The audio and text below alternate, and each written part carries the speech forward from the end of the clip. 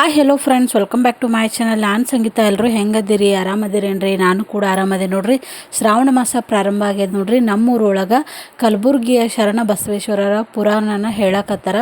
ಅದರೊಳಗೆ ನೋಡ್ರಿ ತೊಟ್ಲು ಕಾರ್ಯಕ್ರಮ ಇರ್ತದೆ. ಪ್ರತಿ ವರ್ಷ ಕೂಡ ಯಾವುದು ಪುರಾಣ ಹೇಳ್ತಾರಲ್ಲ ಅವರ ತೊಟ್ಲು ಕಾರ್ಯಕ್ರಮನ ಮಾಡ್ತಾರೆ.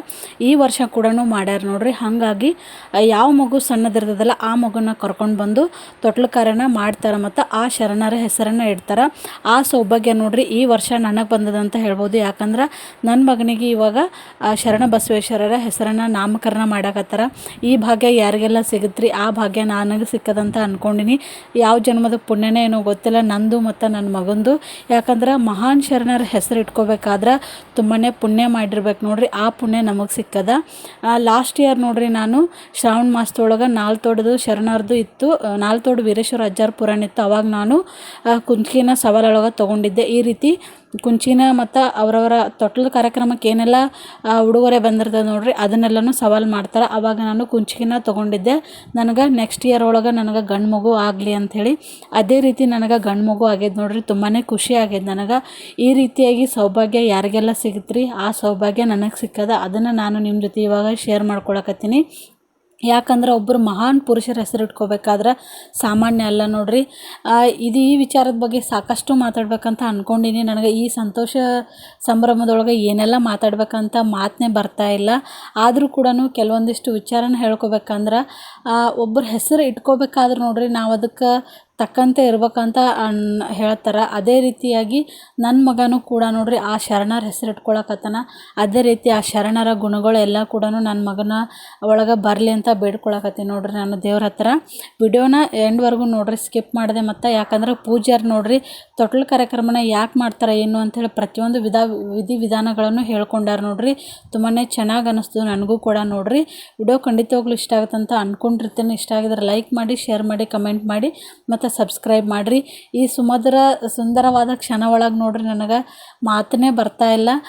ಎಲ್ರಿಗೂ ಅರ್ಥ ಆಗ್ಯದಂತ ಅಂದ್ಕೊಂಡಿರ್ತೀನಿ ನೋಡ್ರಿ. ಯಾಕಂದ್ರೆ ಮನಸ್ಸಿನೊಳಗೂ ಇದ್ದಿದ್ದಿಲ್ಲ ನೋಡ್ರಿ. ಯಾಕಂದ್ರೆ ಲಾಸ್ಟ್ ಇಯರು ಶ್ರಾವಣದೊಳಗೆ ಅಷ್ಟೆಲ್ಲ ಓಡಾಡಿ ಎಲ್ಲ ಕೂಡ ಮಾಡಿದ್ವಿ. ಈ ವರ್ಷ ಒಳಗೆ ನನ್ನ ಮಗನೇ ಈ ರೀತಿ ತೊಟ್ಲ ಕಾರ್ಯಕ್ರಮಗಳಿಗೆ ಬರ್ತಾನಂತ ನಾನು ಅಂದ್ಕೊಂಡೇ ಇದ್ದಿಲ್ಲ.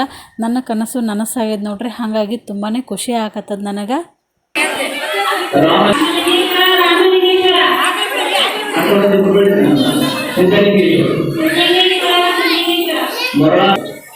ಮರುಳಾ ರಾಜ್ಯ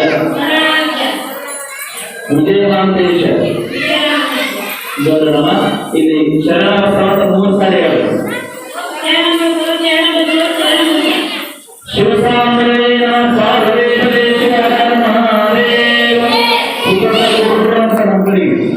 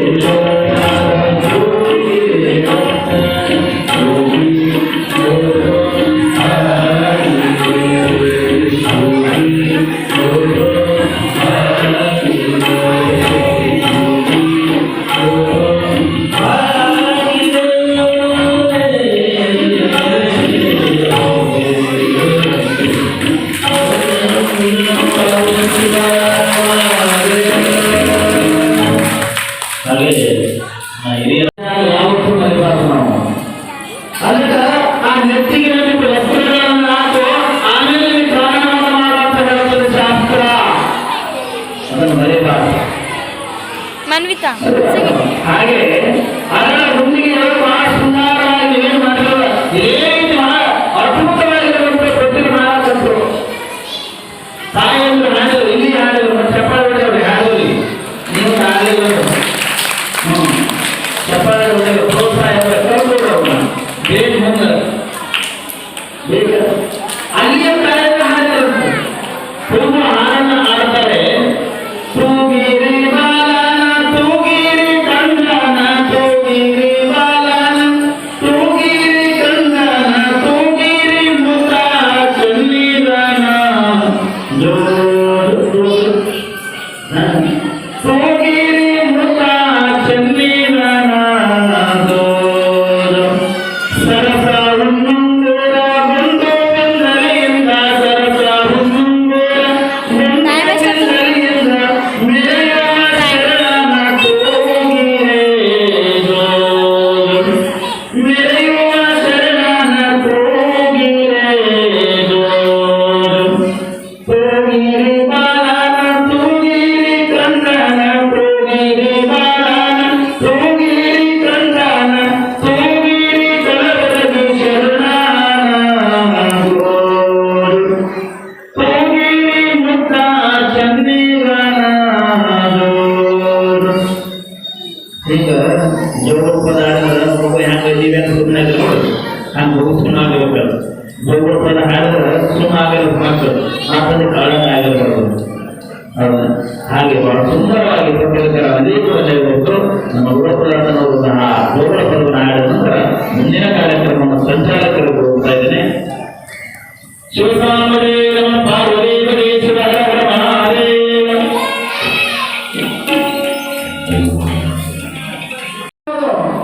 ಆದ್ರೆ ಕೊನೆಯ ಕಟ್ಟು ಮಾತ್ರ ಮಿಸ್ಸಾಗಂಗಿಲ್ಲ. ಹಾಗಾಗಿ ಮನುಷ್ಯನಿಗೆ 3 ಕೊಡ್ತಬಹುದು.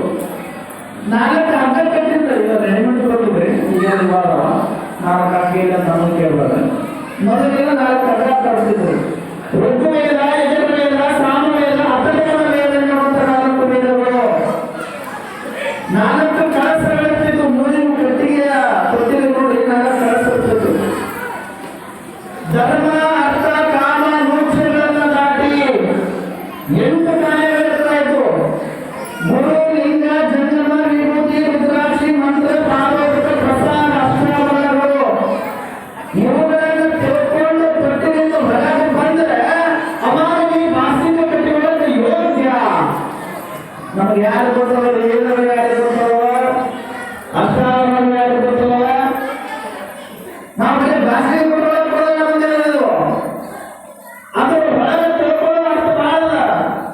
ಅದಕ್ಕೆ ಸುಮ್ಮನೆ ಕೊಟ್ಟರು ಕಟ್ಟು ಮಕ್ಕಳಿಗೆ ಜಾಸ್ತಿ ಕಟ್ಟೋರಿಗೆ ಮಾಡೋರಿಗೆ ಪೂಜೆ ಗಂಗಾ ಪೂಜೆ ಯಾಕೆ ಮಾಡಿದ್ರು? ಗಂಗಾ ಪೂಜೆ ಯಾಕೆ ಕೈ ಮಾಡಿಸಿದ್ರು ಗೊತ್ತವರು? ಈ ಪುರಾಣವನ್ನು ಗುರುವಿನ ಪಾದದ ಸಮರ್ಪಣೆಯನ್ನು ಮಾಡಿ ತೊಟ್ಟಿಲೊಳಗೆ ಯಾಕೆ ಇರಬೇಕು ಗೊತ್ತದು? ಯಾಕೆ ಕಟ್ಟಾರ ಗೊತ್ತಾಗ ಯಾಕೆ ಕಟ್ಟಾರ? ಇನ್ನು ತಿಳ್ಕೋಬೇಕಾಗಿದ್ದ ಅಷ್ಟಾವರಣ ಭ್ರಷ್ಟಾಚಾರಿಗಳನ್ನ ನಾಳಿನ ದಿನ ನಡೀತದೆ. ಅದರ ಪೂರ್ವಗಳನ್ನು ನಿಮ್ಮೆಲ್ಲರಿಗೂ ಬೇಕಾಗಿ ನಾಳಿನ ದಿವಸ ಅಕ್ಷರ ಅಭ್ಯಾಸ ನಡೀತದೆ. ತಾವೇನು ತರಬೇಕು ಅಕ್ಷರ ಅಭ್ಯಾಸ ಅಂದ್ರೆ ಪ್ರಮಾಣ ಸ್ಲೇಟನ್ನು ತರಬಹುದು. ಇಲ್ಲಿ ಒಂದು ಸ್ಲೇಟನ್ನು ಕೇಳ್ಕೊಳ್ತಾರೆ. ತಾವು ಕೂಡ ಸ್ಲೇಟ್ ತರಲೇಬೇಕು. ಜೊತೆಗೆ ಅದಕ್ಕೆ ಪೂರ್ವದಲ್ಲಿ ಒಂದು ಕಟ್ಟೆಯೊಳಗೆ ಅಕ್ಕಿ ತರಬೇಕು. ಕಟ್ಟೆಯೊಳಗೆ ಅಕ್ಕಿ ತರಬೇಕು. ಮೊದಲು ಅಕ್ಷರ ಅಭ್ಯಾಸವನ್ನು ಮಾಡಿಸುವುದು ಅಕ್ಕಿಯೊಳಗೆ, ತದನಂತರ ಆ ಸ್ಲೇಟಿನೊಳಗೆ ಅಕ್ಷರ ಅಭ್ಯಾಸವನ್ನು ಮಾಡಲಾಗುತ್ತದೆ. ಆ ತಾವ್ಯಾರು ಕೂಡ ಕಟ್ಟೆಯೊಳಗೆ ಅಕ್ಕಿಯನ್ನು ತರಲು ಸಾಕು. ಆ ಮಗು ಇರಬೇಕು. 4 ರಿಂದ 6 ವರ್ಷ ಈ ಅಭ್ಯಾಸವನ್ನು ಮಾಡಿಸುವಂತವರು ತಾವು ನಾಳಿನ ದಿವಸ ನೆರವೇರಿಸತಕ್ಕಂಥ ಎಲ್ಲ ಕಾರ್ಯಗಳನ್ನು ನಿರ್ವಹಿಸುವಂತ ಗಂಗಾ